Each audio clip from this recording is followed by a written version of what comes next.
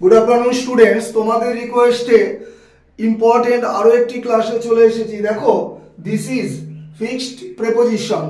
এই যে আজকের যে টপিকটা আমার এবং তোমার সকলেরই কিন্তু খুব পছন্দের টপিক, ভালোবাসার টপিক, ভালো লাগার টপিক, কারণ এটিকে আমরা কম্পিটিটিভ ইংলিশে স্কোরিং পার্ট বলে থাকি। যাই হোক, স্ক্রিনশটের জন্য কয়েক সেকেন্ড সময় দিলাম।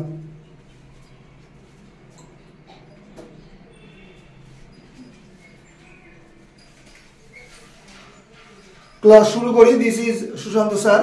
ভয়েস একটু ডিস্টার্ব হতে পারে, ফিজিক্যাল কন্ডিশনটা অতটা বেটার নয়। যাই হোক, চেষ্টা করছি।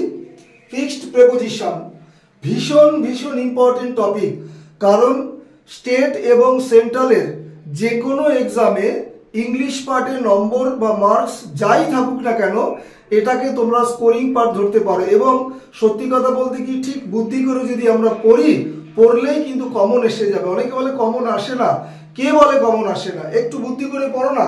দেখো নাম্বার 1 এবং 2 ভালো করে বুঝে নাও। অ্যাডমিট টু আর অ্যাডমিট ইনটু।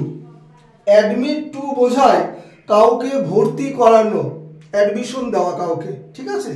আর অ্যাডমিট ইনটু হয় কাউকে প্রবেশ করতে দেওয়া, কোনো ক্লাসে কোনো রুমে যাই বলি। তাহলে অ্যাডমিট টু হচ্ছে ভর্তি করানো, আর অ্যাডমিট ইনটু হচ্ছে কাউকে প্রবেশ করতে দেওয়া। স্পেসের কারণে বেঙ্গলি মিনিংটা হয়তো লিখলাম না, দুবার করে বলে দিচ্ছি। নেক্সট 3 এবং 4 দেখো। অ্যাফেকশন ফর বাংলা মানে স্নেহ, আর অ্যাফেকশনেট টু বাংলা মানে স্নেহশীল। প্রথমটা নাউন ফর্মে, দ্বিতীয়টা অ্যাডজেক্টিভ ফর্মে। এটা হচ্ছে স্নেহ, এটা স্নেহশীল বা স্নেহপরায়ণ। দেখো এবার বলি 5 এবং 6 কি বলেছে দেখো। অ্যাম্বিশন ফর আর অ্যাম্বিশাস অফ। অ্যাম্বিশন মানেটা হচ্ছে উচ্চাকাঙ্ক্ষা নাউন ফর্মে, আর অ্যাম্বিশাস হচ্ছে উচ্চাকাঙ্ক্ষী অ্যাডজেক্টিভ ফর্মে, ঠিক আছে। এবার দেখো নেক্সট কাপলটা কি বলেছে। 7 এবং 8 কি। Angry with, angry at. Angry মানে প্রত্যেকেই জানো ক্রুদ্ধ। তো আমার যদি ব্ল্যাঙ্কসের ডান দিকে পার্সন থাকবে, পার্সন ব্যক্তি, তাহলে উইথ হবে। আর যদি ওই পার্সনের কোনো আচার আচরণ বোঝায় তাহলে অ্যাংরি অ্যাট হবে। সেম অ্যানয়েড মানে বিরক্ত, একদম সেম। আমার ডান দিকে যদি পার্সন থাকে ব্ল্যাঙ্কসের ডান দিকে, তাহলে উইথ হবে। আর ওই পার্সনের যদি বিহেভিয়ার বা আচার আচরণ থাকে তাহলে অ্যানয়েড অ্যাট হবে। Next authority on, authority over. আবার দিয়েছে, এটা WBCS এ দেওয়া। আমার ব্ল্যাঙ্কসের ডান দিকে যদি কোনো পার্সন থাকে তাহলে অথরিটি অন নেবে। অথরিটি মানে কর্তৃত্ব, ঠিক আছে। আবার বলি, ব্ল্যাঙ্কসের ডান দিকে যদি পার্সন থাকে তাহলে অথরিটি অন। মনে করো I have authority on Shakespeare. শেক্সপিয়ারের প্রতি আমার দখল আছে, শেক্সপিয়ারের উপর আমার দখল আছে, মানে করে করতে যাবে না। আবার দেখো এখানে ওভার কখন হবে, যদি আমার ডান দিকে পার্সন না থাকে। ওই শেক্সপিয়ারেরই কোনো যদি গ্রন্থ বা যাই বলি না কেন, পোয়েট্রি, পোয়েম, কম্পোজিশন যাই বলো, সেখানে কিন্তু আসবে অথরিটি ওভার। তাহলে পার্সন হলে অন, আর পার্সন না হলে over.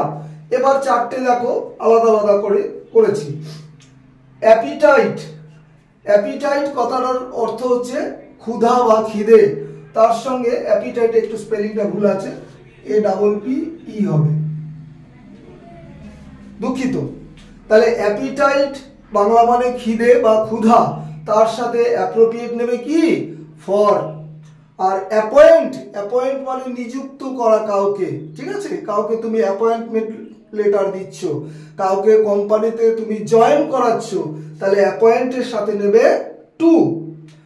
15 aptitude, very very important. প্রবণতা, কোনো বিষয়ের প্রতি তোমার ঝোঁক বা প্রবণতা থাকতেই পারে, সেখানে অ্যাপটিটিউডের সাথে নেবে ফর প্রেপোজিশন।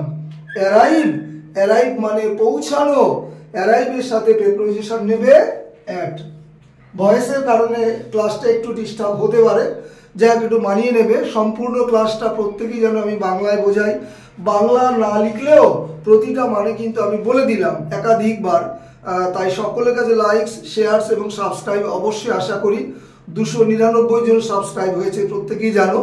তো যাই হোক, যত তাড়াতাড়ি হয় আমারও ভালো, তোমাদেরও ভালো। ক্লাস শেষ করছি। Have a good day.